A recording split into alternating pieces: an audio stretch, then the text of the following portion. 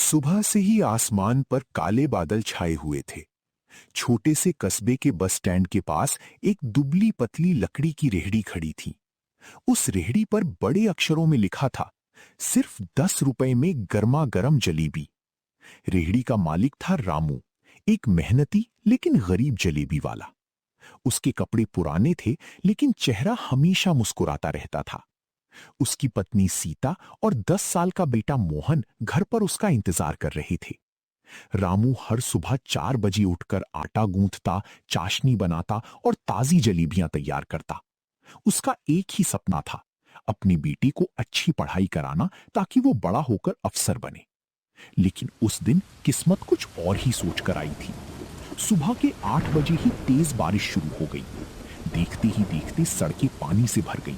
लोग दुकानों के शटर के नीचे और बस स्टैंड की छत के नीचे छिपने लगे।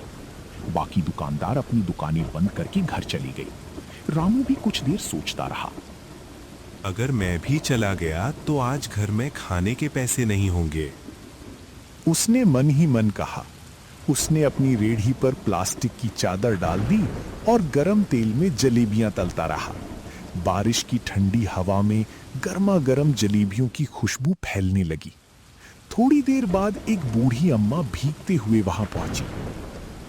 बेटा, बहुत भूख लगी है। मेरे पास सिर्फ 10 रुपए हैं। रामू मुस्कुराया। अम्मा, 10 रुपए में जितनी जलेबी मिलती है उससे दुगनी ले जाइए। अम्मा की आंखों में आंसू आ गए। भगवान तुम्हें बहुत खुश रखे बेटा। उन्होंने जलेबी खाई और दुआ देकर चली गईं। रामू फिर अपने काम में लग गया। कुछ ही देर बाद स्कूल से लौटते 3 बच्चे बारिश में भीगते हुए उसकी रेहड़ी के पास आए। भैया, हमारे पास सिर्फ 30 रुपए है। रामू हंसकर बोला, तीनों पेट भरकर खाओ। बच्चे खुशी खुशी गर्मा गर्म जलेबियां खाने लगे। इसी बीच सड़क के दूसरी तरफ एक बड़ी काली कार आकर रुकी। कार से एक अमीर आदमी उतरा।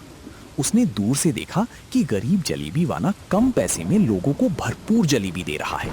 वो चुपचाप पास आया और बोला, तुम्हें नुकसान नहीं होता? रामू मुस्कुराया। साहब, पेट भरने की खुशी सबसे बड़ा मुनाफा है। अमीर आदमी कुछ देर तक उसे देखता रहा।